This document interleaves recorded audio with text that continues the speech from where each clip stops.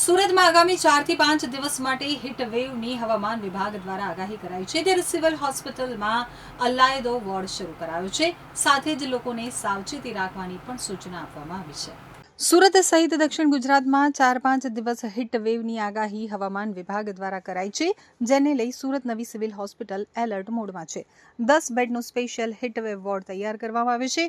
વોર્ડમાં વેન્ટિલેટર સહિત ઇમરજન્સી સુવિધાઓ ઉપલબ્ધ કરાઈ છે।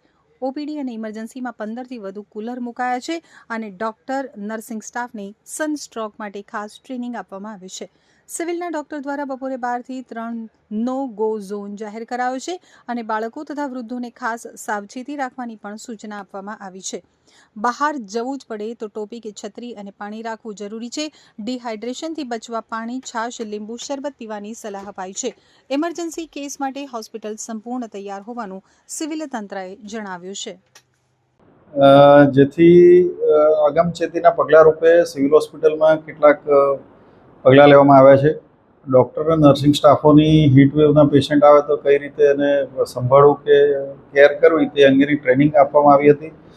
કેઝ્યુઅલ્ટીમાં પણ એ માટેની વ્યવસ્થા કરવામાં આવી છે અને એક 10 બેડનો વોર્ડ પણ બનાવવામાં આવ્યો છે। ચોથા માળે કિડની બિલ્ડિંગમાં બનાવવામાં આવ્યો છે, જ્યાં વેન્ટિલેટર સહિતની તમામ સુવિધાઓ ઉપલબ્ધ છે અને પ્રજાજનોને ખાસ તો એ સંદેશો છે કે અત્યારે હીટવેવ દરમિયાન 12 થી 4 દરમિયાન ખૂબ જ એટલે સૂર્યના કિરણો સીધા પડતા હોય અને ખૂબ ગરમી લાગતી હોય તો એ સંજોગોમાં હીટવેવની શક્યતા વધારે હોય છે અને પર્ટિક્યુલરલી ખાસ કરીને વૃદ્ધો, બચ્ચાઓ અને પ્રેગ્નન્ટ લેડી આ સમય દરમિયાન બને ત્યાં સુધી બહાર ન નીકળે એવું સૂચન છે અને ખાસ કંઈક જરૂરિયાત હોય તો તે માથા પર ટોપી પહેરીને કે છત્રી રાખીને અથવા તો ભીનું કપડું મૂકીને બહાર નીકળે અને પોતાની શરીરને પૂરતું હાઇડ્રેશન મળી રહે એને માટે પાણી, છાશ, લીંબુ પાણી કે કોઈ પણ પ્રકારના